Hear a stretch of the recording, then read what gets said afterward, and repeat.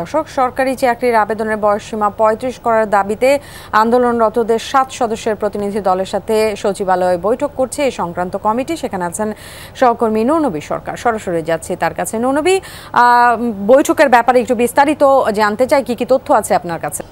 দাবি তো এদের একটাই, ৩৫ বছর করতে হবে সরকারি চাকরিতে আবেদনের বয়সসীমা, কিন্তু সেটা নিয়ে তো নানা রকম জটিলতা আছে। প্রবেশের ক্ষেত্রে বয়সসীমা ৩৫ বেঁধে দিলে অবসরের ক্ষেত্রে কি হবে, এই প্রশ্ন তো আসবে। আইনের প্রশ্ন আছে, মানবাধিকারের প্রশ্ন আছে এবং সবার প্রতি যে সমানাধিকার সেই বিবেচনার প্রশ্নটি আছে। এগুলো বিস্তারিত বিষয় নিয়ে কমিটির পক্ষ থেকে আলোচনা করা হচ্ছে এবং এই কমিটিতে আন্দোলনকারীদের ৭ জন প্রতিনিধি এরই মধ্যে সকাল 10টার পরে এসেছেন। তাদেরকে আহ্বান জানানো হয়েছিল কমিটির পক্ষ থেকে। আব্দুল মুহিত চৌধুরী এবং জনপ্রশাসন সচিব যে কমিটির দায়িত্বে আছেন, এবং সেখানে আরো ৩ জন অতিরিক্ত সচিবকেও রাখা হয়েছে এবং মোটামুটি ৫ সদস্যের কমিটিকে আমরা দেখেছি সেখানে মিটিং করতে।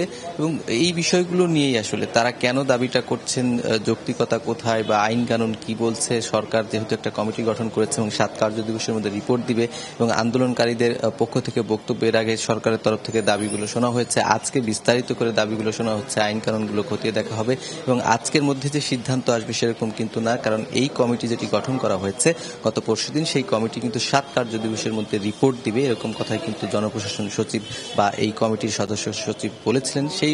সেই লক্ষ্যে কিন্তু আজকে এই বৈঠকটি হচ্ছে এবং বৈঠক থেকে বের হওয়ার পরে আমরা উভয় পক্ষের সঙ্গে কথা বলবো, তখন হয়তো বা সিদ্ধান্তের কথা অথবা আলোচনা কি সিদ্ধান্ত উপনীত হয়েছে সেটি আমরা জানতে পারবো। ন্যান্সি। নূরনবী, আপনাকে ধন্যবাদ। নিশ্চয়ই আপনার মাধ্যমে সেই বৈঠকের আপডেট আমরা দর্শকদেরকে জানাতে পারবো।